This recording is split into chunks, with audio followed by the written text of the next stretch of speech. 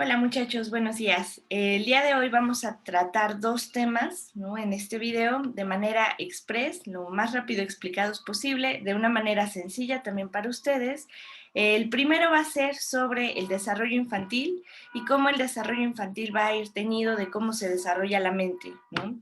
Esto a su vez, ¿no?, nos va a dar el paso a abrir la conversación respecto a cómo la comida tiene tintes emocionales y cómo por eso, ¿no?, nosotros podemos toparnos con detalles bonitos en torno a la comida, como por ejemplo pensar en el arroz de tu abuelita, ¿no? En el platillo especial que hace tu mamá, ¿no? O incluso, ¿no?, uno mismo, cómo implica también un goce, una alegría poder prepararte un platillo para ti mismo, para tus seres queridos. También hablaremos, ¿no?, de cómo esto puede ser el origen de ciertas dificultades de tipo mentales, en el sentido de hacer un síntoma con la comida, ¿no? Entonces tenemos a gente que no come nada, ¿no?, gente que come demasiado, o gente que come, no lo tolera, ¿no?, en el sentido de la culpa y termina vomitándolo todo, ¿no? Entonces, cómo la comida se va a relacionar directamente con un aspecto emocional y por qué, ¿no? ¿Por qué nos pasa esto? Cómo eso viene desde los orígenes, ¿no? Desde el nacimiento, cómo la comida se va a instaurar como un representante de amor, ¿no? Entonces, la relación que tengas con la comida, no tanto a un sentido de si te gusta tal, significa tal, ¿no? Sino más bien a una cuestión de cómo se ha estado estructurando tu vida y tu relación con la comida en relación a la forma en la que te relacionas con los demás y a la forma en la que te relacionas con tu entorno, ¿no? Eso lo hablaremos un poquito más extenso en unos momentos. Y por otro lado, ¿no?, el segundo tema del que me gustaría hablar es que me topé con los comentarios en Classroom y los comentarios en YouTube, ¿no?, en los que el tema de cómo seleccionar frutas, verduras, cortes de carne, preparaciones, digamos, ya lo que tiene que ver más con técnicas culinarias, ¿no?, ha llamado mucho la atención de muchos de ustedes, ¿no? Entonces también me decían, también queremos aprender de esto, Miss, ¿no? Entonces, pues bueno, voy a darles pequeños tips sobre cómo elegir frutas, verduras y hierbas, ¿no?, aromáticas el día de hoy. Lo que tiene que ver con cortes de carne, lo que tiene que ver ya digamos, proteínas, lo dejaremos para un siguiente video, si a ustedes les interesa. Pero pues sí, ¿no? Justo les digo, si ustedes me lo comentan, pues armamos algo bonito, ¿no? Para que también la clase sea más nutrida, ¿no?, en ese sentido simbólico de la palabra, ¿no? ¿Cómo vamos a nutrir sus conocimientos, ¿vale, muchachos? Entonces, pues bueno, empezando de manera rápida con el tema de desarrollo infantil, ¿no? Pues bueno, aquí sería importante destacar cómo el ser humano se va a desarrollar en muchos aspectos, ¿no? Principalmente podríamos pensarlos en términos de una manera física y de una manera mental, ¿no? Cuando nos referimos a desarrollo mental, no nada más nos referimos a inteligencia en cuanto a conocimiento de conceptos, a cuanto a manejo de la realidad, sino que también hay una cuestión que tiene que ver con el contacto eh, con el sentido emocional, ¿no? Poder describir emocionalmente lo que me pasa, lo que me hace sentir el entorno y lo que le pasa al otro, ¿no? Lo que conocemos como empatía. Es un proceso amplio, es un proceso doloroso, ¿no?, por el que pasamos todos, ¿no?, si queremos convivir en sociedad, ¿no?, y poder decir que amamos a las personas significativas de nuestra vida, es un proceso también doloroso, ¿no? Entonces, pues bueno, vamos a ver cómo es como el dilema, ¿no?, del huevo y la gallina, ¿no? ¿Qué fue primero? ¿La mente o el cuerpo, no? ¿Qué fue primero? La cuestión de saber que se tiene un cuerpo o saber que se tiene una mente, ¿no? Es un cuestionamiento que muchos autores se han hecho, ¿no? Y pues bueno, se ha formulado muchísimas teorías a partir de esto, de cómo nos vamos desarrollando tanto emocionalmente y cómo esto va de la mano con el desarrollo también físico. Cómo va a ser más difícil que un niño se desarrolle, ¿no?, y aprenda a correr si no se puede soltar de las faldas de su madre, ¿no?, en el sentido emocional. Cómo descubrir un mundo que está allá afuera si vive aterrado de la separación, ¿no? Entonces, pues bueno, es un proceso arduo, ¿no?, doloroso para la mente humana, pero muy enriquecedor, ¿no?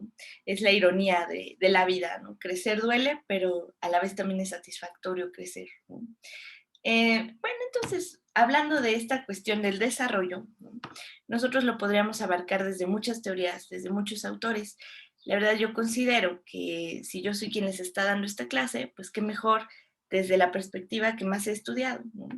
Actualmente estudio un doctorado en psicoanálisis, entonces pues la postura que les voy a dar es plenamente psicoanalítica, ¿no? Pienso que es lo más enriquecedor que les puedo llegar a dar.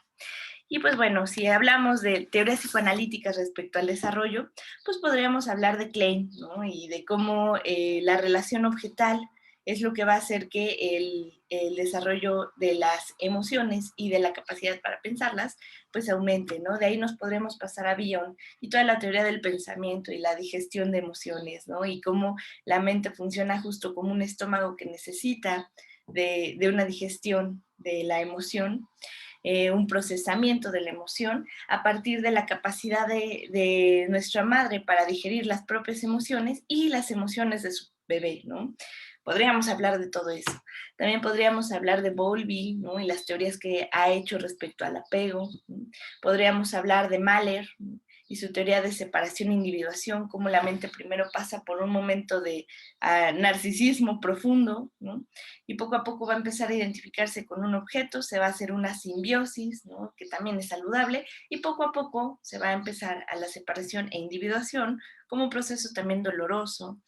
Realmente hay muchísimos autores que podríamos tocar, pero finalmente yo pienso, si ustedes son nutriólogos, no se van a meter de lleno con el tema de las teorías en cuanto a cómo funciona la mente, ¿no? Pero es importante que lo sepan. Creo que pues lo principal es entonces acatar las bases, ¿no? Irnos al primer autor que hizo estos planteamientos psicoanalíticos, ¿no? Irnos al origen, para que también ustedes puedan ir entendiendo de una manera un poco más sencilla cómo funciona esto de la mente y el cuerpo, ¿no?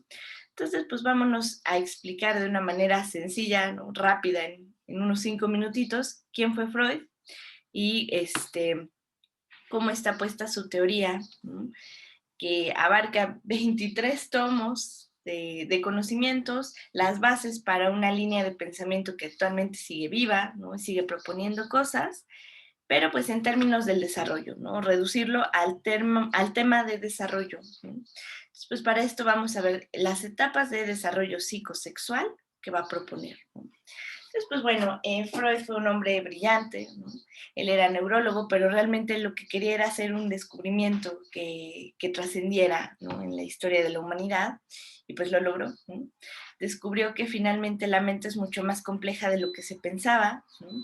Y cómo es que la mente y el cuerpo se van a estar relacionando a partir de muchísimas situaciones. Podríamos hablar del principio de placer, podríamos hablar de relaciones objetales, en el sentido de relación objetal narcisista, relación objetal ya de una manera total, ¿no? Independiente, con otro objeto diferente al yo, ¿no? Pero bueno, para no complejizarnos con esto de las pulsiones y un montón de cosas, ¿no? Vamos a hablarlo de una manera sencilla, ¿no? Cuando nosotros estamos hablando de la teoría de desarrollo psicosexual de Freud,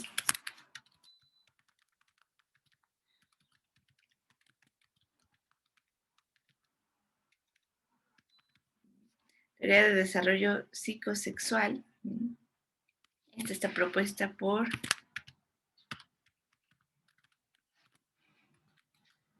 Sigmund Freud, ¿no? Nosotros vamos a estar hablando, ¿no? En términos de pulsión, ¿no? Este término, Freud le dio muchas definiciones a lo largo de su obra, eh, como por ejemplo que la pulsión es aquello que va a buscar un objeto, ¿no? Para su descarga, y que también va a ser aquel representante de las funciones tanto físicas en la mente como de la mente y su representación en el cuerpo. Para no enrollarnos con definición de pulsión, características de la pulsión, vamos a dejar una, digamos, definición sencilla, ¿no? Como que la pulsión es el representante de lo físico, o sea, de lo corporal, ¿no? En lo psíquico, se hace en la mente, ¿no? Físico, aquí vamos a ponerle de lo corporal, o sea, cómo representamos a nuestra propia identidad corporal en la mente, ¿no? En la idea del quién soy yo, ¿no? ¿Qué es lo que quiero? ¿Qué es lo que necesito? Cuando hablamos de psíquico, no estamos hablando de adivinos, ¿no? Sino que psiquis quiere decir mente, ¿no?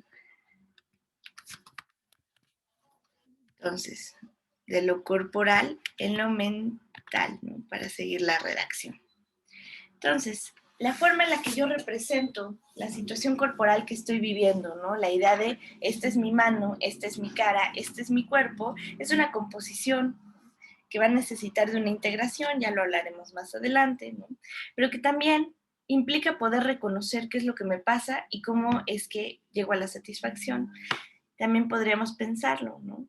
La mente está predispuesta, dice Freud, a manejarse bajo, en un inicio, el principio de placer. Es lo primerito que va a ordenar a la mente, ¿no? Entonces, nosotros nos regimos bajo el principio de placer, en sentidos de que la mente va a estar buscando aquello que nos dio placer y evitar lo que nos da displacer y repetir la situación placentera, ¿no? No nada más por una cuestión corporal, sino también por una cuestión mental, ¿no? Emocional, en el sentido de, me gustó muchísimo la situación de irme al café con mis amigas, ¿no? Porque nos la pasamos re bien y aparte estaba delicioso el pastelito que me comí. Entonces, yo voy a estar procurando que la reunión se repita una y otra vez, ¿no? ¿Por qué? Porque es algo satisfactorio, ¿no? Entonces dice, los bebés van a estar regidos bajo principio de placer, ¿no? No les va a interesar nada más que el placer. Y entonces si el bebé siente displacer, pues lo primero que va a hacer es reaccionar, ¿no? Va a reaccionar ante el displacer, ya sea, lo dice Melanie Klein, ¿no? Con ataques, ¿no? O con huidas. Bueno, no nos vamos a meter mucho en esa situación, pero entonces podríamos pensar que a partir de esta idea de que nosotros nos regimos la mente en un inicio a partir del principio de placer, ¿no? Es que entonces el ser humano va a estar predispuesto a la búsqueda de satisfacción. Entonces vamos a estar tratando de buscar satisfacción a nuestra situación. La búsqueda de satisfacción lo que va a hacer es que poco a poco vamos a poder identificar, ¿no? Autores dirán con ayuda de la madre, ¿no? Cuando el bebé está llorando desconsolado porque no sabe qué pasa, llega mamá y dice, yo creo que este bebé tiene hambre, ¿no? Eso que sientes internamente se conoce como hambre, es horrible y se te quita con comida, ¿no? Entonces, de repente el bebé va a poder empezar a hacer una asociación, ¿no? De, ok, cuando me duele la cabeza, cuando me duele mi pancita, cuando siento aire en la panza, ¿no? Significa que ya tengo hambre, ¿no? Esa idea de lo que me pasa internamente tiene un nombre y tiene una forma de satisfacerse, ¿no? Entonces, poco a poco, entonces el bebé va a empezar a decir, ok, lo que necesito es comida, ¿no? ¿Quién es el que da la comida? Mamá. Y a partir de que yo puedo ubicar a mamá como esta fuente de satisfacción, empiezo a desarrollar un vínculo con ella, ¿no? Mamá se empieza a volver importante porque es la que me puede dar esta satisfacción. Poco a poco la relación con mamá se va a volver más compleja, así como la forma de satisfacción, ¿no? Ya no nada más va a ser leche materna, también va a existir el biberón, también va a existir la papilla, la fórmula, y de repente vamos a pasar a los jugos, y de repente vamos a pasar a cereales, ¿no? A otro tipo de leche. Y entonces, digamos, la comida, ¿no? Nuestra búsqueda de satisfacción va a empezar a ampliarse. Entonces, ¿qué es lo que va a suceder? Conforme la relación que yo voy teniendo con el otro y con el mundo externo y con mi propio mundo interno, de decir, ok, esto es lo que me pasa, ¿no? Hay personas que no han podido consolidar del todo bien esta ordenación mental que implica reconocer al propio cuerpo. Entonces, hay personas, ¿no? Que, por ejemplo, viven desorganizadas corporalmente. No hay una unión lo suficientemente establecida entre el cuerpo y la mente. Entonces, son personas que, por ejemplo, voltean y ya se pegaron, como que no fueron conscientes de sus dimensiones corporales. Hay personas que, por ejemplo, no logran distinguir cuando están tristes o cuando tienen hambre. Y entonces, ¿no? Estas personas que se dice, se comen sus emociones, ¿no? De repente terminó despedido en el trabajo y se fue y se echó 50 tacos, ¿no? Terminó en el hospital empachado, como dirían, ¿no? O sea, digamos, indigesto, ¿no? Este, o de repente, pues ya, ¿no? Se le fue toda su quincena en alcohol, ¿no? En cuestiones que tienen que ver con lo oral, ¿no? Consumir, meter al cuerpo. La drogadicción también, ¿no? Se puede asociar con estos primeros momentos de búsqueda de satisfacción, ¿no? Meter al cuerpo sin poder entender qué es lo que está pasando, procesar qué es lo doloroso y poderlo poner en palabras, ¿no? Poderse acercar a un otro para poder buscar, ¿no? Un bienestar.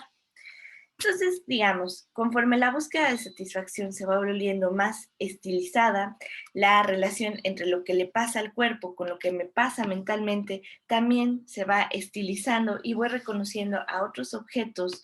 Cuando hablamos de objetos a partir de estas teorías, estamos hablando de personas que sirven, ¿no? Son útiles, una herramienta para la mente para construir algo. Se diría, el primer objeto que aparece en la mente del bebé se esperaría que fuera mamá, porque mamá es la que es capaz de poderle brindar, ¿sí?, estas satisfacciones al bebé, satisfacciones que él todavía no logra ni imaginar, a necesidades que no logra poner en palabras, no logra ni entender qué son, ¿no? El bebé no sabe qué pasa, pero ya empezó a llorar. Y la mamá dice, sí, ¿verdad? Es que está bien feo el ruido de allá afuera. Y le cierra la ventana. Es que si hace frío, ¿verdad? Mi vida, y lo tapa con su cobijita. Mamá tiene que estar procesando lo que el bebé no puede procesar todavía.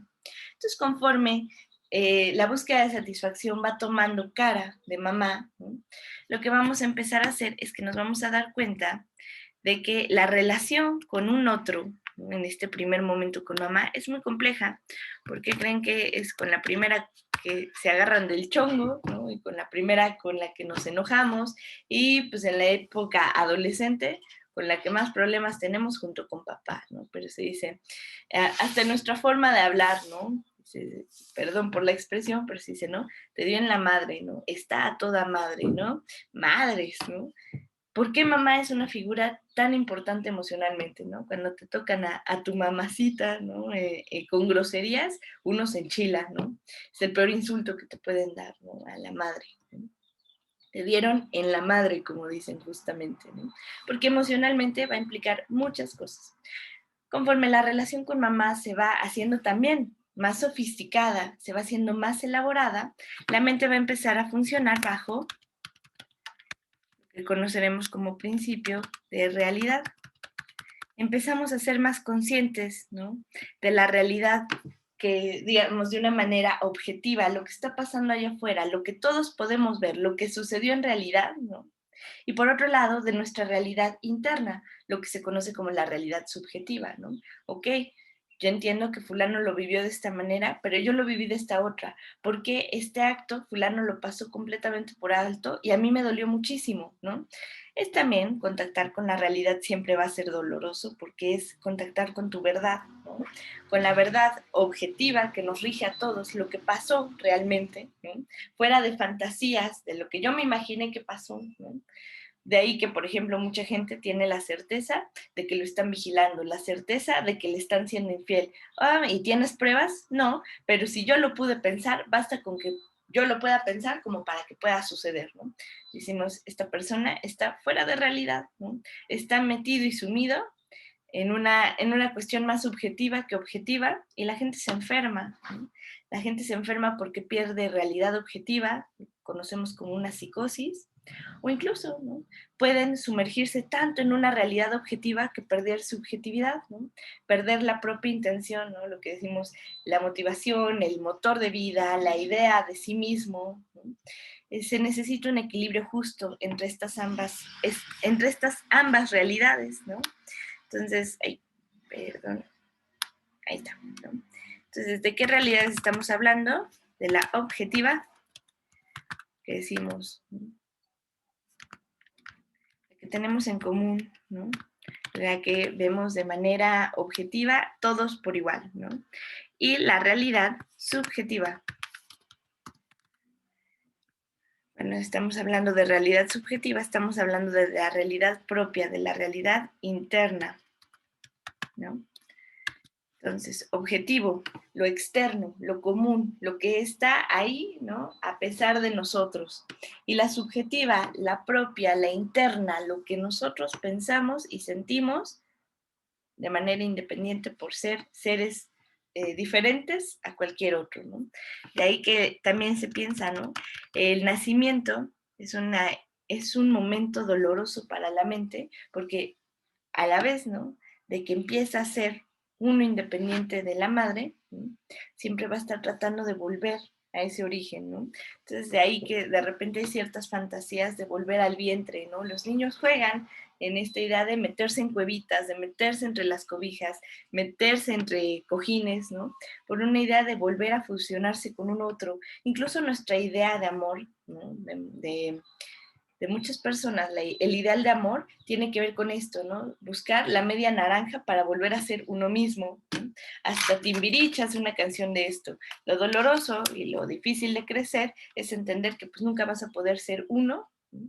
Con el otro, ¿no? Nunca más. Una vez que naciste, ¡plac!, cortaste el cordón umbilical y ya no vas a poder regresar a ese momento de fusión. Entonces, habiendo dado esta pequeña, ¿no? Explicación sobre cómo funciona la mente a partir de pulsión y cómo va a estar en búsqueda de la satisfacción se va a volver un tema complejo porque a partir de principio de placer podríamos hablar de pulsiones de vida y pulsiones de muerte, que ambas buscan la satisfacción, pero en sentidos opuestos, ¿no? Entonces es muy complicado, no nos vamos a meter con esos rollos, pero entonces hablemos, ¿no? Ya con esta pequeña explicación de las etapas de desarrollo psicosexual que hablamos, ¿no?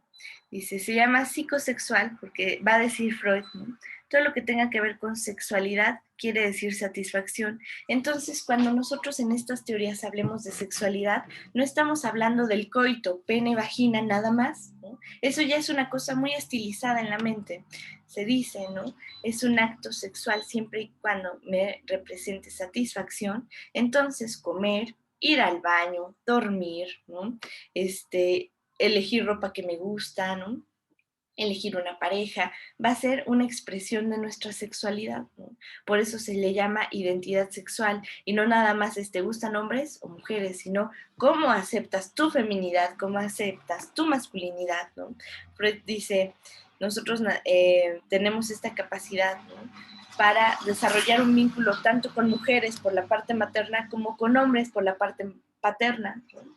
Y entonces lo difícil de crecer es que uno tiene que renunciar, ¿no? Es decir, yo renuncio a pensar que mi objeto de satisfacción sexual van a ser las mujeres para poderme orientar y ordenar a partir de lo masculino, ¿no? En el sentido de buscar lo masculino, yo aceptando lo femenino, ¿no?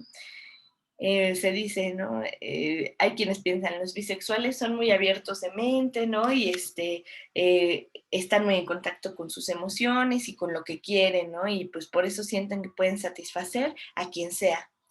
Bajo estas teorías se pensaría que no, más bien es una persona que no ha podido renunciar, que no ha podido terminar de elegir, ¿no? No ha podido terminar de representarse, ¿no? Lo corporal, en lo mental. ¿Quién es? ¿Qué es lo que quiere? ¿Y qué es lo que busca de un otro? ¿Y qué es lo que le puede dar a un otro? Por eso también las relaciones de pareja son muy difíciles porque muchas veces no lo tienes ni siquiera, ¿no? Consciente en ti mismo, ni qué es lo que quieres del otro. Entonces las relaciones fracasan principalmente por narcisismo, ¿no? Entonces, pensando en esta cuestión de cómo lo sensual, lo sexual, es aquello que nos mueve a búsqueda de la satisfacción, ¿no? Entonces dice Freud, la sexualidad se va a vivir por momentos. Entonces, dice, nosotros vamos desarrollando esta relación que se va haciendo entre psique, mentalidad y la búsqueda del placer, de la satisfacción, lo sexual, ¿no? En diferentes momentos de vida, ¿no? La primera que va a proponer Freud se va a llamar etapa oral, ¿no? Uy, ¿por qué será? Porque finalmente la primera relación que se va a tener con la madre, porque si cuando nacemos los ojos no están bien desarrollados el olfato y el gusto son lo que más va a destacar en el bebé por una cuestión de supervivencia, ¿no? El bebé tiene que tener muy, muy bien activo su reflejo de succión para poder comer, alimentarse y sobrevivir, ¿no? Entonces, dice, la manera en la que el bebé va a conocer satisfacción alguna en este mundo va a ser a partir de la boca, ¿no? El bebé, ante la sensación repetida, ¿no?, de satisfacción y hacerse consciente de su boquita, ¿no?, va a empezar a buscar repetir la sensación de satisfacción, porque primero no va a estar atento a, ok, eso que viene ahí es mi mamá y me va a dar de comer.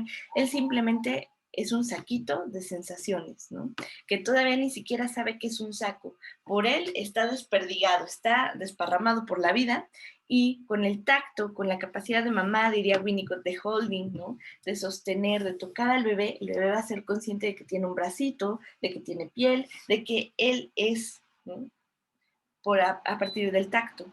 Pero ¿qué va a suceder? El bebé va a empezar a ser consciente de que tiene una boca, y a partir de la boca siente satisfacción porque el malestar se le quita, y además comer es rico, ¿no? Es toda una sensación. ¿Por qué creen que en gastronomía, ¿no?, se valora tanto la situación no solo de sabores y aromas, sino también de texturas, ¿no? Es una cuestión sensual. De repente sentir lo crocante del pastelito, lo cremoso del merenguito, ¿no? Y aparte lo dulce, ¿no?, en contraste con lo salado. Y entonces se vuelve toda una fiesta, ¿no?, de texturas, sabores, aromas en la boca. El bebé va a estar buscando constantemente repetir esta sensación de satisfacción. Entonces, ¿qué es lo que va a hacer? Va a estar metiéndose todo a la boca, ¿no?, con una sensación de tratar de repetir esa satisfacción que obtuvo cuando mamá llegó y lo amamantó, ¿no? Entonces, ¿qué va a suceder?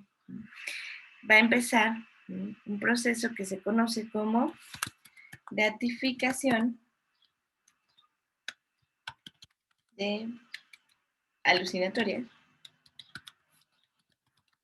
de deseo, ¿no? El bebé va a estar pensando que él solito puede volver a repetirse esa satisfacción, ese deseo, ¿no?, que tiene por la gratificación, él solito. Y entonces, ¿qué es lo que sucede? El bebé está chupando el juguete pensando que es el pecho de su madre, pero no es el pecho de su madre, es una alucinación, ¿no? Eso no es real.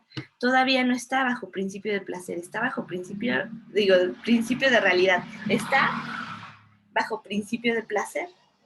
Entonces, todo lo que sea que esté a su alcance de su manita y se pueda llevar a la boca, para él va a ser, estoy comiendo, ¿no? Y estoy chupando el pecho de mi madre y es igualito.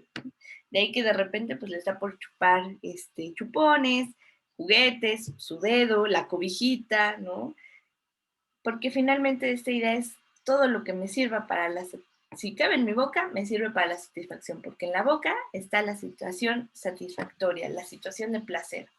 Entonces, ¿qué va a pasar? Esta gratificación alucinatoria de deseo, ¿no?, es tratar de darte a ti mismo lo que el objeto te daba, ¿no? Esto va a ser el origen de la masturbación. Uno se masturba, ¿no?, cuando está fumando un cigarro, ¿no?, pensando que eso es lo que le está quitando el hambre, ¿no? Se podría decir también, ¿no?, uno se masturba mascando la pluma, ¿no?, la tapita de la pluma, ¿no?, para quitarse las ansias de tener algo en la boca, ¿no? Es una masturbación oral. Y bueno, existen masturbaciones en todos los sentidos, de todas las etapas, ¿no?, llegando a lo que ya conocemos como una masturbación genital, ¿no? Pero bueno, finalmente también va acompañado siempre de la fantasía, ¿no? Yo me estoy dando lo que, por mí mismo, por mi propia mano, ¿no? Literal, ¿no?, lo que el otro tendría que darme, pero yo me lo puedo dar solito, ¿no? Entonces, por eso es una conducta sexual infantil, ¿no? La masturbación es lo primero que va a salir en los bebés. Entonces, los que tienen adicciones a la pornografía, ¿no?, los que nada más pueden llegar al orgasmo a partir de la masturbación, es porque finalmente hay un componente mental en todo esto, ¿no? Entonces, bueno, ¿qué es lo que va a suceder? Como mencionábamos, a medida que el bebé va empezando a reconocer nuevas formas de satisfacción a la necesidad, los objetos van a empezar a modificarse, van a empezar a ampliarse. Ya no nada más se me quita el hambre con la fórmula, sino que también mamá ya me puede dar papillas, ya me empieza a dar cosas sólidas, ¿no? Entonces, ¿qué pasa? La representación de hambre ya no nada más es leche, sino que de repente pues puede ser galleta, pueden ser unos tacos, puede ser una pizza, ¿no? Y entonces, ¿qué pasa? La forma en la que yo puedo satisfacer a la pulsión, ¿no? O sea, esta idea de hambre que yo tengo, le tenemos que poner, ¿no?, apellido, le tenemos que poner representante objetal, algo que me pasa internamente que se tiene que satisfacer con lo externo, ¿no? Tengo hambre, pero ¿hambre de qué? ¿No? Te dicen, ¿a dónde te llevo a comer? ¿No? Pues tengo hambre de tacos. Ah, ok, el objeto de afuera que va a satisfacer la necesidad de adentro se llama tacos, ¿no? Y entonces de ahí que el mar de posibilidades se abre, ¿no? ¿Por qué se va a abrir el mar de posibilidades? Porque vamos a estar ante algo que se conoce como frustración, ¿no? Nuestro deseo no siempre se va a cumplir. Vamos a estar sujetos a la frustración, ¿no? De repente, ¿no? Pues ya no te puedo dar más leche porque te hace daño, bebé, ¿no? Por más que llores, te puedo cargar y te puedo dar un chupón, pero leche ya no, porque te va a doler tu pancita, ¿no? O sea, hay un límite para comer, ¿no? Hay bebés que comen, vomitan y vuelven a pedir comida, ¿no? Sigo, ya estoy lleno, pero sigo con la sensación de quiero gratificar mi deseo, ¿no? Entonces, de repente, pues, ¿qué va a suceder? Va a haber este momento en el que uno va a decir alto, ¿no? Por una situación de lo real corporal, de ya no puedes comer más, o una realidad, ¿no?, externa que ya ni tiene que ver contigo, ¿no? Ya se acabó la leche, dame 5 minutos en lo que hago otro biberón, ¿no? Y eso ya fue frustración. Un segundo de frustración en estas etapas del nacimiento, ¿no?, son terribles, son devastadoras. Pónganse a pensar qué necesitarían ustedes, ¿no?, que les pasara en la vida como para que lloraras en el grado de desesperación y frustración que llora un bebé, ¿no? Se dice, no, pues, o sea, tendría que ser una situación horrible en la que pierdes a tu mamá en un accidente terrible, a tu papá, a tu perrito, ¿no? Y aparte quedaste inválido y sin la posibilidad de volver a caminar jamás, o sea, una cosa desesperante, una cosa en la que dices, ya, todo está perdido, ¿no? Bueno, eso es lo que siente un bebé, ¿no?, cuando llora. Esa es la frustración. Poco a poco este bebé va a tener que empezar a tolerarlo, ¿no? Pero de repente había ahí como esta idea entre las abuelitas, ¿no? De déjalo llorar para que se le haga carácter, ¿no? Dice, eso es barbárico, ¿no? Si de por sí el bebé va a llorar por cualquier cosita, tú provocárselo, ¿no?, en exceso puede romper la mente de un bebé, ¿no? Entonces tienes bebés que pues después no van a llorar para nada, ¿no? Y uno diría, qué a gusto, ¿no? Un bebé que no llora, qué bebé tan bien portado. Y me diría, pues sí, es un bebé que no llora, pero que es un bebé que si le da hambre no va a llorar. Y de repente uno dice, ay, pero ¿por qué sucedió la muerte de cuna, no? Sin explicación. ¿Por qué no hizo nada? ¿Por qué no me avisó que estaba mal?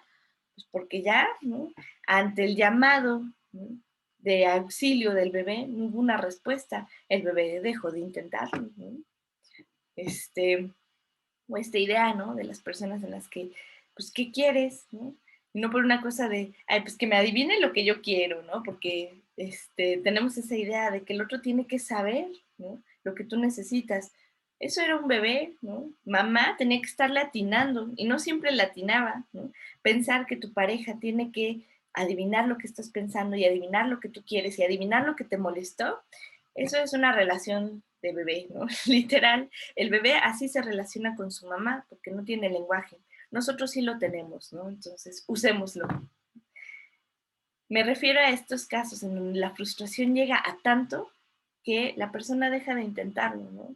Esta idea de, ¿qué quieres comer? Realmente no tengo un antojo de nada y es real que no lo tengo, ¿no? Decide tú qué vamos a comer. Si por mí fuera, comería lo mismo diario, ¿no? Entonces, también por eso pensémoslo en este sentido de cómo hay personas que si tú le das la lista, ¿no?, de su dieta, la van a seguir a la perfección y no van a chitar, ¿no? Y tampoco es como que les guste, ¿no? Es como que, ay, qué rico, ¿no? Mi nutriólogo ya por fin me dejó comer tal fruta, ya me dejó comer esto, ¿no? Sino que simplemente es una cosa de la mido, la peso, me la como sin ninguna emoción de por medio, ¿no? porque es lo que se tiene que hacer, ¿no? Se diría, fue un bebé al que no le dejaron expresar tampoco lo que necesitaba y lo que deseaba, ¿no? ¿Por qué creen que también, no? Son rebeldes en las dietas las personas, porque también hay una cosa en donde dicen, no aguanto, ¿no? Que el otro me diga lo que yo necesito y lo que yo deseo. Hoy tengo un antojo tremendo de esto, ¿no? Y luego viene la culpa y luego viene una serie, ¿no? Emocional con todo esto de la comida y en general en la vida, todo lo que tiene que ver con satisfacción. Por eso es tan difícil, ¿no? Porque es una forma de relación muy primitiva, inicial, con la madre y con la forma en la que nos relacionamos con nuestro cuerpo y con nuestra mente, ¿no? Entonces dice Freud, se necesita, ¿no? Como se dice, es la sal, ¿no? La frustración es la sal en la comida. Se necesita una pizca para que el platillo pueda crecer, ¿no? En sentido de aroma, de sabor, ¿no? De calidad, pero demasiada frustración te sala el platillo, ¿no? Te sala la mente, ¿no? Ya valió, ¿no? Entonces es una cantidad justa, mínima, para que la mente pueda resistirla y pueda irse adaptando, ¿no? Hay gente que dice, los niños es muy común, ¿no? Que digan, si tiene tal pellejito, ¿no? Si tiene tal costrita del jitomate, si tiene tal semillita del chilito, ¿no? Si tiene tal color así tan titito, ya no me lo como, ¿no? Entonces, la idea de personas que no toleran la frustración, ¿no? Esto que se conoce como ser melindroso con la comida, ser quisquilloso, ¿no? O hay quienes también dicen, es un payaso para la comida. Uno diría, es que hay algo de la frustración que no está tolerando, ¿no? Y prefiere quedarse sin la satisfacción, si no es como él la busca, ¿no? Literal, ¿no? Prefiere morirse de hambre antes de que la satisfacción no sea como él la quiere y la requiere, ¿no? El bebé que agarra y con gusto, ¿no? Dice, mamá me presentó una comida nueva, pues venga, la pruebo, ¿no? Y el bebé que va y come la cucaracha y va y come la planta y de repente va y come la galleta, ¿no? Digamos, es un bebé más abierto a la vida y a la experimentación, ¿no? Los excesos siempre van a ser malos, ¿no? Porque de repente tienes a gente con trastornos como el pica, ¿no? Que andan comiendo clavos, que andan comiendo paredes, que andan comiendo cosas que no son para comerse, ¿no? Pues así funciona, ¿no? La mente nunca va a ser perfecta, ¿no? Nunca vamos a poder decir se hornea a tantos grados, ¿no? Y se requiere tal pizca de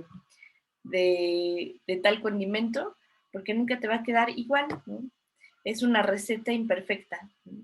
Que va a mezclar millones de cosas y va a resultar en lo que somos al día de hoy y que a la receta se le siguen agregando, se le siguen agregando elementos, ¿no? Bueno, esto respecto a la etapa oral, ¿no?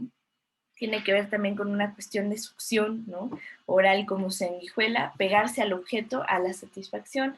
Entonces, en la etapa oral, ¿no? Se podría decir, todavía no hay una diferenciación clara en la mente de quién soy yo y quién es el otro porque me le pego, me fusiono, ¿no? Esto que hablábamos de simbiosis con Mahler, ¿no? Esto que hablábamos de la dificultad para entender, ¿lo pensé yo o lo pensó el otro? ¿No? Esta idea de cuando uno se confunde, de ahí que también funcionan mucho los discursos políticos, ¿no? Y esta idea de los movimientos, porque uno, ¿no? Se fusiona oralmente con las cosas y entonces ya te confundes qué es lo bueno, qué es lo malo, ¿no? ¿Qué servía para comer y qué no? Porque uno está buscando como sanguijuela, como bebé changuito, pegarse al seno de su madre, ¿no? Eso, digamos, en personas que se quedaron con un funcionamiento oral, ¿no? La siguiente clase hablaremos de la siguiente etapa, que va a ser la etapa anal, ¿no? Ya entró, pues ahora tiene que salir, ¿no? Seguiremos hablando de estos temas, pero para que podamos pasar a uno diferente y no se nos acabe la clase, ¿vale? Entonces, la primera etapa que vimos del desarrollo psicosexual es la etapa oral. La próxima vamos a ver la etapa anal, ¿no? Y pues bueno, pasando a otros temas, ¿no? Yo les prometí que les iba a hablar sobre cómo seleccionar frutas y verduras, ¿no? Entonces, hay una frase muy bonita de Albert Einstein que me gustaría compartirles que dice, una mesa, una silla, un plato de frutas y un violín. ¿Qué más necesita un hombre para ser feliz? ¿No? Esta idea de un lugar donde descansar, un lugar donde deleitar a la mente con esta idea del arte y deleitar al cuerpo con esta idea de la comida, ¿no? Pues bueno, para empezar hablemos un poco, ¿no? De cómo me gustaría llevar esta parte, ¿no? Me gustaría hablar de eh, las frutas y la clasificación que se da de los grupos de frutas, ¿no? Las hierbas, las principales hierbas y cómo se clasifican y cómo se cortan frutas y hierbas, ¿no? Diferentes tipos de cortes, ¿no? Están los cortes estándar, los cortes comunes, los cortes decorativos y cómo cortar hierbas adecuadamente, ¿no? Este, eso es muy interesante, ¿no? También aprender un poco, si les interesa, de los cuchillos, ¿no? Y de los nombres de los cuchillos y para qué sirven. Ustedes ya saben, escríbanme y nos hacemos un tiempecito para poder explicarlo, ¿no? Entonces, pues bueno, empecemos con esta idea de la clasificación de frutas, ¿no? Pues, como ya sabrán, ¿no? Las frutas se consideran productos vegetales y su característica principal es el sabor dulce o agridulce en algunos casos, ¿no? Por ejemplo, como el limón, ¿no? Normalmente se van a obtener de árboles, ¿no? Conocidos como plantas leñosas, ¿no? Por ejemplo, el manzano, el peral, el ciruelo, el cerezo, ¿no? Eh, la higuera también podrían entrar ahí, ¿no? También van a salir como de plantas, si tenemos, ¿no?, la clasificación de frutas que se obtienen de plantas leñosas, también tenemos, ¿no?, la clasificación de frutas que se obtienen de plantas semileñosas, ¿no? O sea, por ejemplo, los arbustos, que normalmente son las moras, ¿no? O sea, los arándanos, la zarzamora, la frambuesa, la mora azul, ¿no? Etc, etc. Y en una menor medida, o sea, digamos una familia mucho más reducida, están las plantas herbáceas, ¿no? O sea, las frutas que surgen de plantas herbáceas, por ejemplo, la fresa, ¿no? Es una hierba que crece y saca un fruto, ¿no? Entonces, estas son nuestras tres categorías, si lo queremos ordenar a partir de dónde surgen las frutas, ¿no? De plantas leñosas, semileñosas o plantas herbáceas, ¿no? De hierbas. Es importante, ¿no?, que en la dieta diaria de los seres humanos, ¿no?, obtengamos diferentes formas y recursos y una gran gama de vitaminas, ¿no? Porque las frutas van a estar aportando vitaminas principalmente A, B, C y E, ¿no? También mucha cantidad de minerales, carbohidratos y de fibra, ¿no? Así como de agua, pues finalmente las frutas son entre un 80 y un 95% de agua, ¿no? Y bueno, ¿no? La fruta tiene una variedad amplia, se puede utilizar en platillos salados y en platillos dulces, ¿no? Principalmente en lo que tiene que ver con repostería, bueno, pues es una maravilla porque se utiliza en formas de mermeladas, de purés, de compotas, ¿no? O simplemente la cortas y la pones encima de tu pastel, bueno, ya es una maravilla, ¿no? Le da mucho, mucho color, mucho sabor y mucha textura, ¿no? Entonces, las frutas son una maravilla, un regalo de Dios, ¿no? También las puedes utilizar para empanadas, ¿no? Cubiertas de masa y que sirvan como relleno, o como salsas conocidas como coulis, ¿no? Suena chistoso, pero son esta idea de tu tarta bañada en una salsa ligera que no llega a mermelada, pero pues le puede aportar mucho color y sabor, ¿no? Normalmente se sirven como decoraciones, ¿no? Y pues bueno, sirven también como conservas, ¿no? O sea, por ejemplo, tú puedes tener tu latita de higos en conserva, tu latita de naranja en conserva, ¿no? Y también en confitería, ¿no? O sea, es una gama muy amplia la que se puede utilizar en términos gastronómicos las frutas, ¿no? Ahora, las frutas van a tener una gran variedad de sabores, colores, tamaños, texturas, ¿no? Y a partir de estas características también se puede establecer una clasificación. O sea, tenemos la clasificación de dónde vienen, o sea, de plantas de leña, plantas semileñosas o de hierbas, y también tenemos la característica, ¿no? De ya, digamos, el potencial que tiene la fruta, ¿no? A partir de, por ejemplo, el clima en donde crece la fruta, ¿no? O a partir de características organolépticas. Para quienes no conozcan el término organoléptico, quiere decir estas características que tiene la comida, ¿no? En general, comida en general, que es sensible a la percepción a través de los órganos sensoriales. O sea, por ejemplo, una característica organoléptica sería, por ejemplo, el tacto. ¿Cómo se siente, ¿no?, al momento que la eliges en el súper? Otra característica organoléptica, ¿no?, sería el tacto también una vez que te lo metes a la boca, ¿no? Si está bien cocido, ¿no? Si ya está en su punto, si le faltó madurar, ¿no?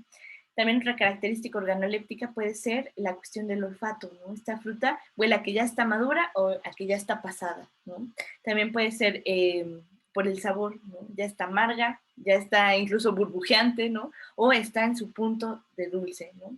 O incluso se podría decir, es demasiado dulce o es demasiado fresco. Tiene más azúcar o tiene más agua, ¿no? Entonces, bueno, la clasificación que tiene que ver con el tipo de maduración, ¿no?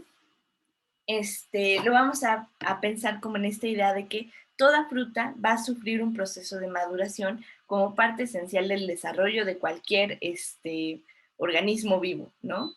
La velocidad y naturaleza del proceso de maduración que van a tener las frutas siempre va a ser diferente y pues va a ser muy significativa entre la especie de fruta de la que estemos hablando, ¿no? De tal forma que algunas de estas frutas pueden madurar aunque sea ya separadas de la planta, por ejemplo, las manzanas, los aguacates, ¿no? Que los dejas madurar un tiempo después de que los cortaste, y otras que no. Por ejemplo, las fresas van a tener que madurar completamente en su tallo antes de que las cortes, si no, dejan de madurar, ¿no? Desde este punto de vista, entonces, las frutas se pueden dividir en dos clasificaciones: frutas climatéricas y frutas no climatéricas, ¿no? Entonces, así como se escucha climatérica, ¿no? Con acento en la I. Las frutas climatéricas, ¿no? Son las que tienen la capacidad de madurar, aunque sea separadas de la planta, debido a la producción de etileno que tienen. Sí, un camión, ¿no? El etileno, como ustedes sabrán, es un gas biológico que regula los cambios de color, sabor, textura y composición. Incluso, ¿no? Por eso se conocen como bebidas etílicas, ¿no? Porque una gran cantidad de etileno, ¿no? Va a producir alcohol. Entonces, por ejemplo, lo que hace que una fruta se termine fermentando, ¿no? Puede llegar a liberar cantidades de etileno que pueden llegar a ser, pues, intoxicantes para el cuerpo, ¿no? Humano. Pero también se han aprovechado muchísimo en el tema de coctelería, ¿no? Entonces tenemos, por ejemplo, de ciertas frutas que se pueden sacar bebidas alcohólicas, como por ejemplo de la uva, ¿no? Que se puede sacar el vino, el coñac, ¿no? De ciertas plantas como el maguey, ¿no? Entonces que ya puedes sacar mezcales, ¿no? Tequilas, ¿no? De la cebada, ¿no? Que es un tipo de cereal, ¿no? Y entonces tú puedes sacar ciertos alcoholes de ese tipo, ¿no? Como por ejemplo de la papa, que puedes sacar vodka, ¿no? Por la forma en la que van madurando las frutas y las verduras, también hay alcoholes que se sacan de verduras, ¿no?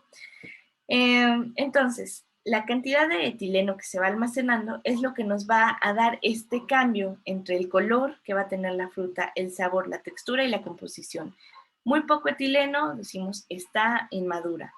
La cantidad justa de etileno, decimos, está madura. Y un exceso de etileno, decimos, ya se pasó, ¿no? Ya se fermentó, ya se echó a perder, ¿no?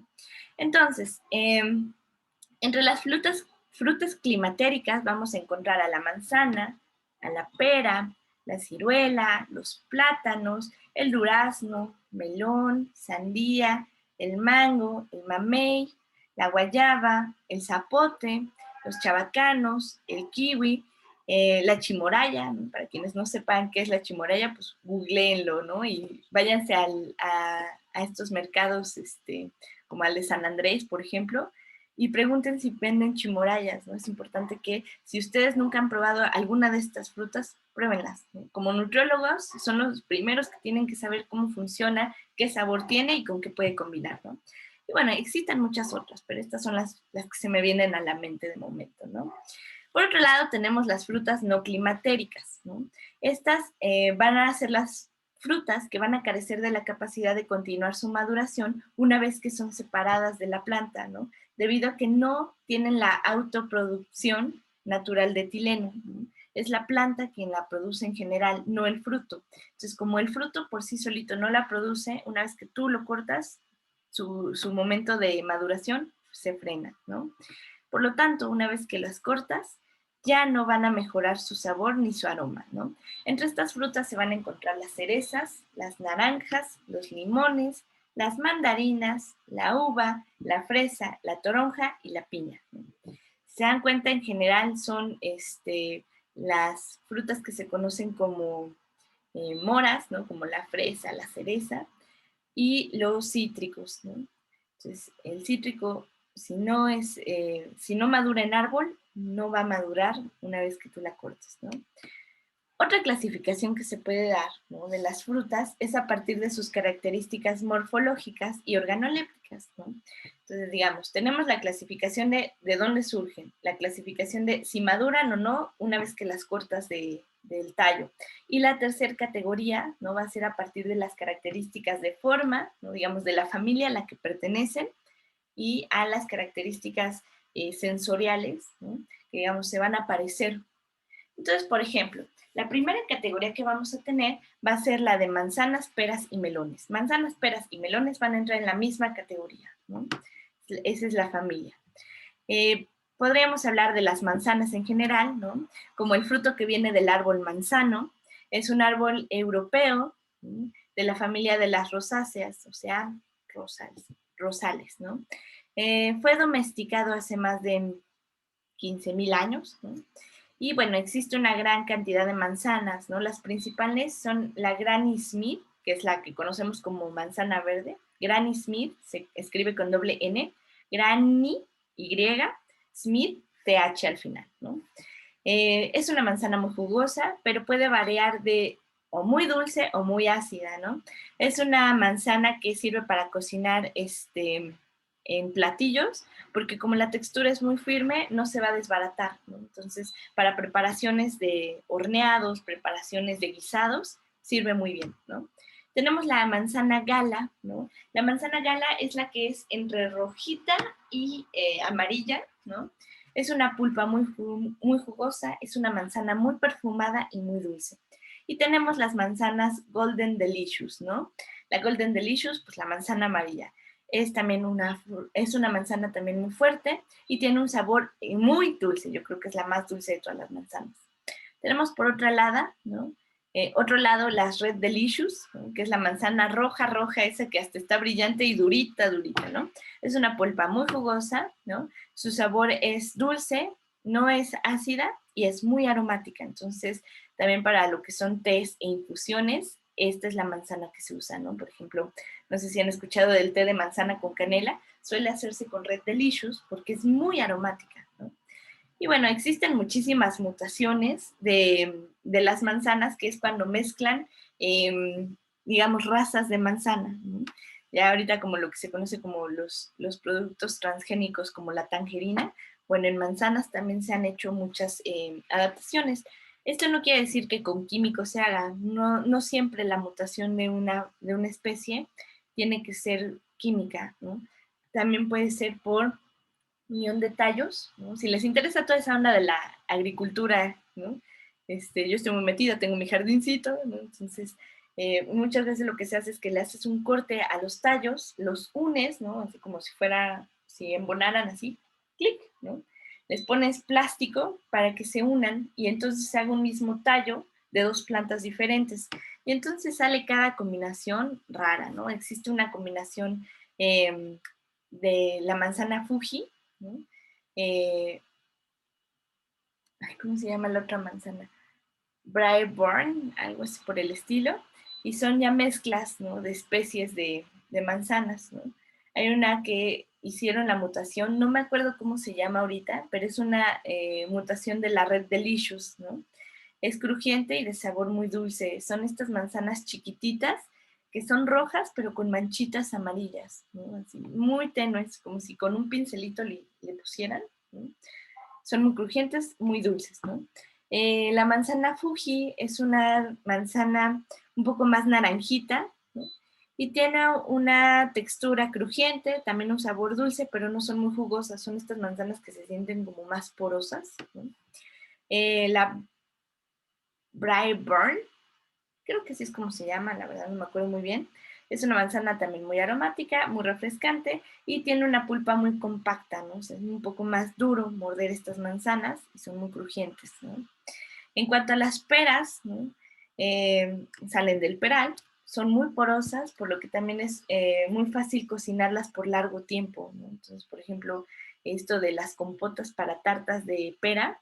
Las puedes cocinar y cocinar, y entre más las cocines, pues más sabor a hierbas obtienes, ¿no? Entonces son frutas que tú, si las cocinas con muchas hierbas, van a absorber el sabor, así como las papas, ¿no? Porque la papa también es muy porosa. Eh, y bueno, van a absorber el líquido de lo que sea en lo que las cuezas, ¿no? Porque es un sabor muy noble.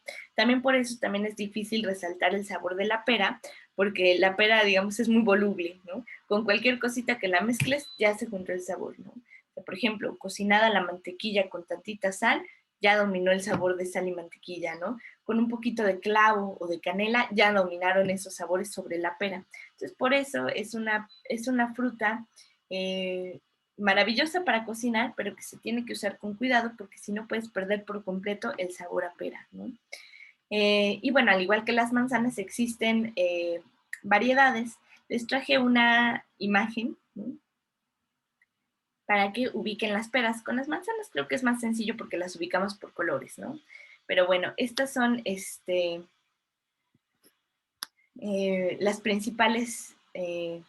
las principales peras que vamos a encontrar, ¿no? La pera amarilla es la que se va a conocer como Bartlett, ¿no? Es una pulpa carnosa, es muy blanda y muy suave. Es la pera que se conoce como pera blanca, ¿no? La anjú, ¿no? Es la famosa pera verde, ¿no? Tienen abundante jugo y es un sabor dulce también. La anjú roja, esta no es tan común aquí en México, pero de repente en el súper la llegan a tener. La pulpa es color crema, es suave y muy jugosa.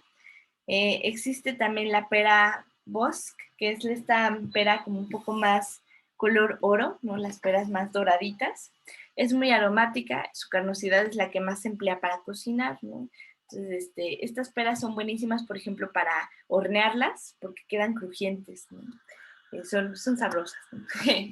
Y la pera asiática, la que parece más como una textura de jícama, ¿no? Es firme, crujiente, jugosa y de un sabor muy suavecito, ¿no? Esta también suele, ¿no? Asiática porque suele generarse en Asia y suelen utilizarla en platillos como por ejemplo ramen, ¿no? O estos fideos especiales japoneses a los que les ponen salsa agridulce y cachitos de esta pera, queda muy bueno, ¿no?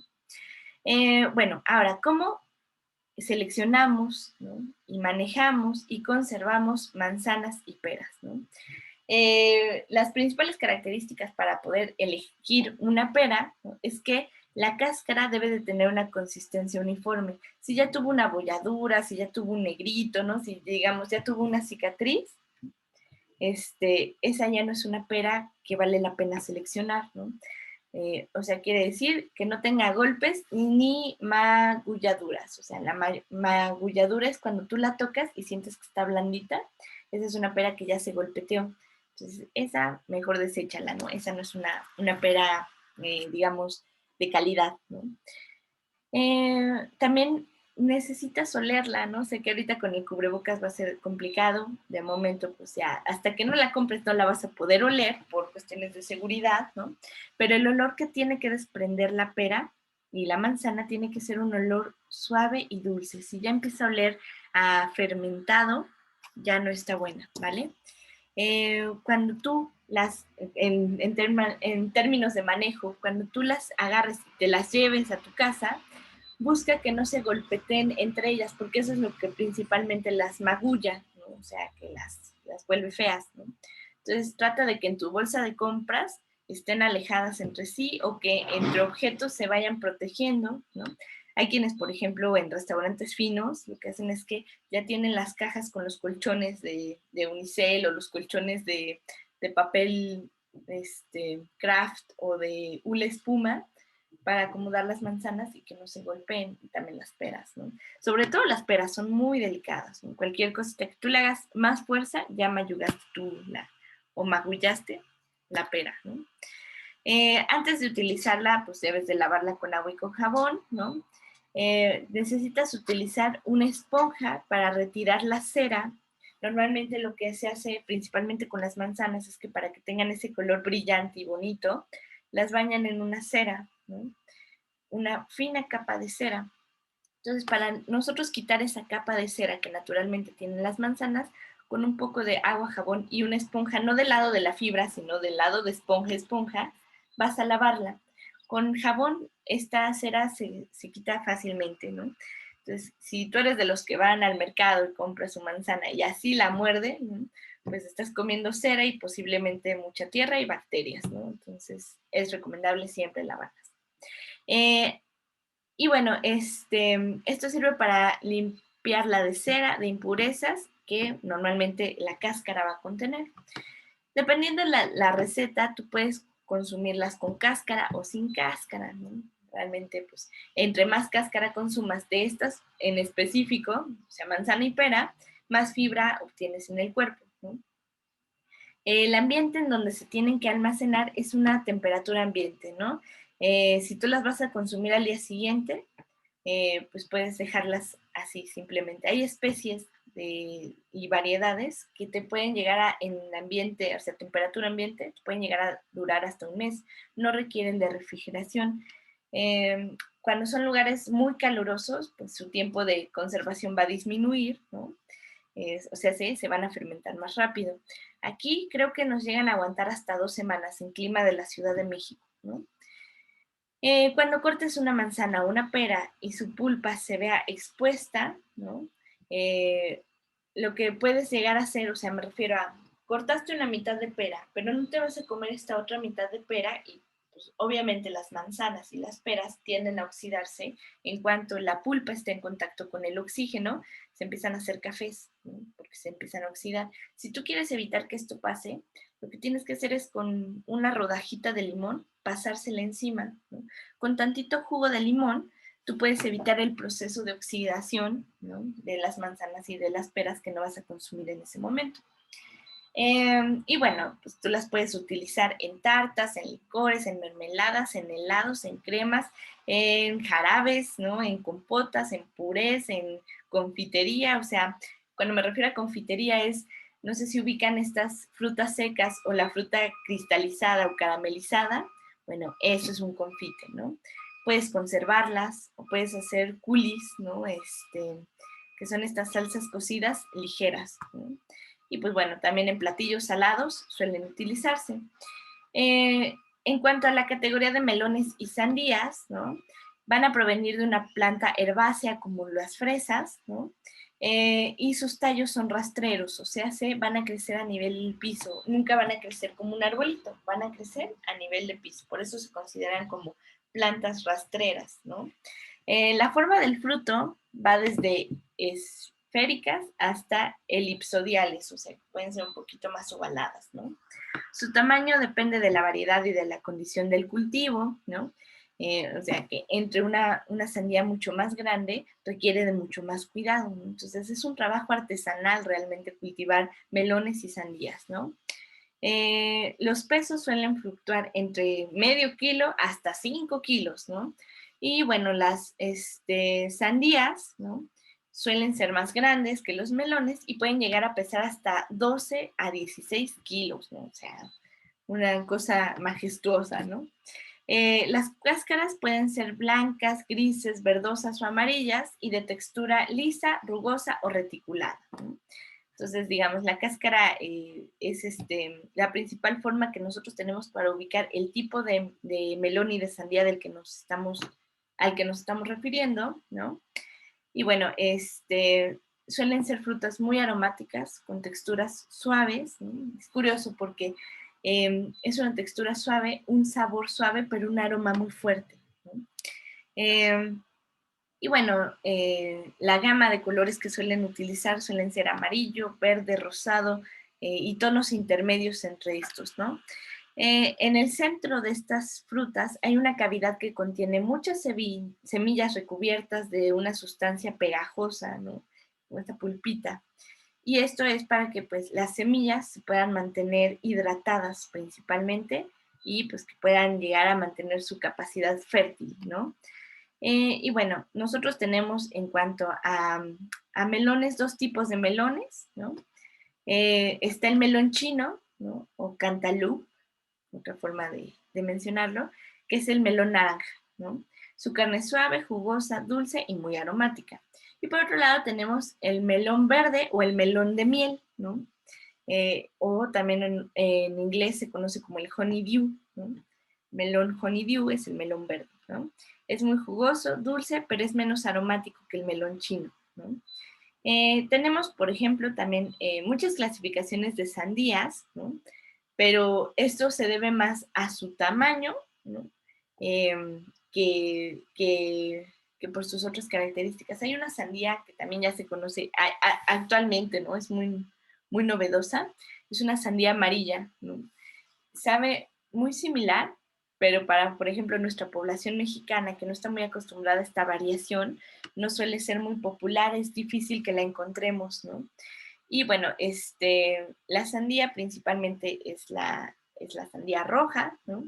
Es suave, firme, jugosa, aromática y muy dulce. También suele utilizarse para nuevos platillos que tienen que ver con recetas veganas, ¿no? En donde en lugar de utilizar, por ejemplo, pescado, se utiliza sandía o se utiliza mango, ¿no?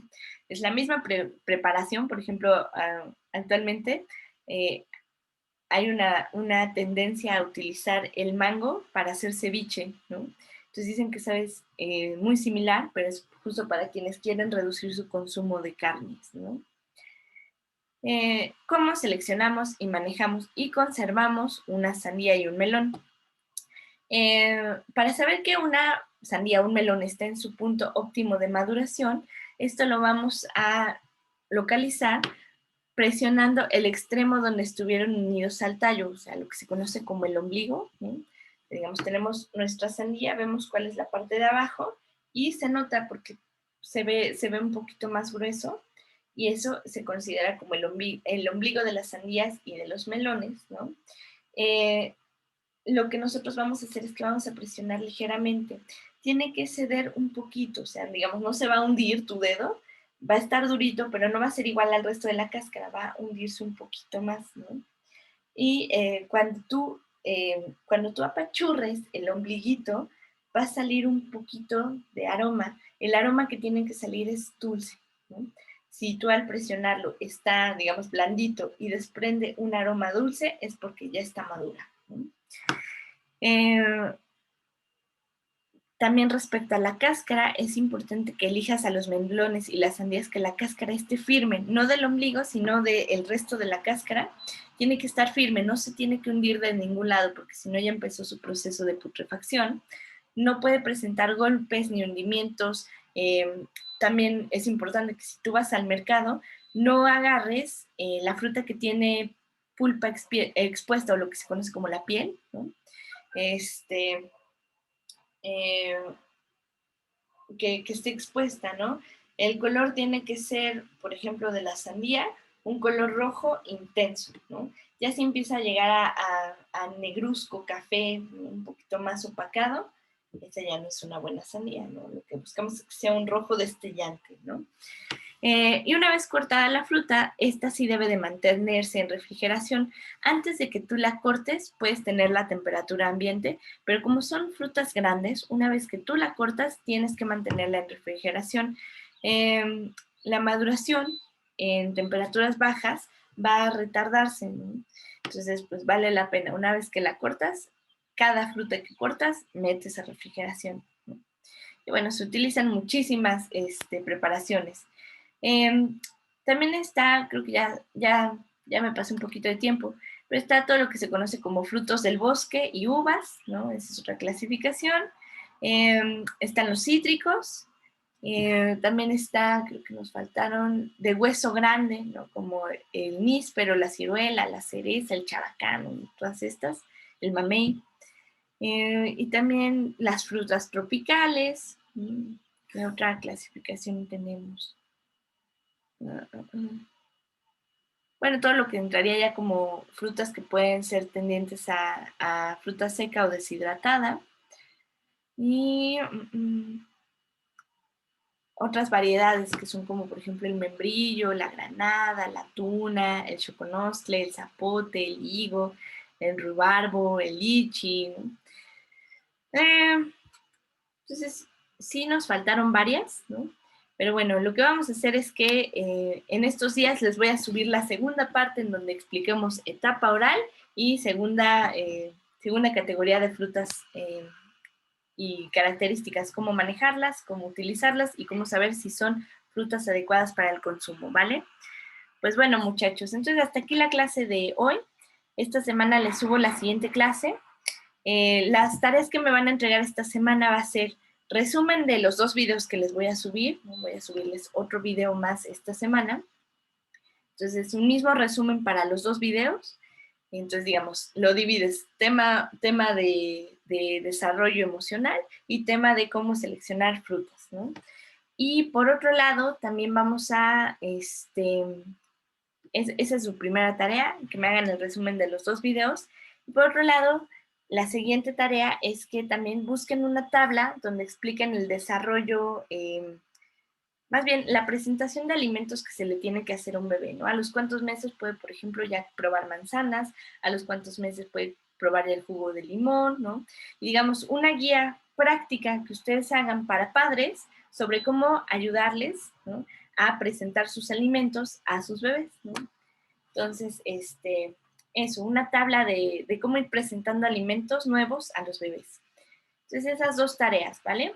Les voy a dar hasta el próximo viernes a los de matutino y sábado a los de sabatino para que entreguen estas 2 tareas. En estos días yo les subo el siguiente video, que es la parte 2 de esta clase, ¿vale? Pues que tengan una excelente semana y ya casi cierre de cuatrimestre. Nos vemos.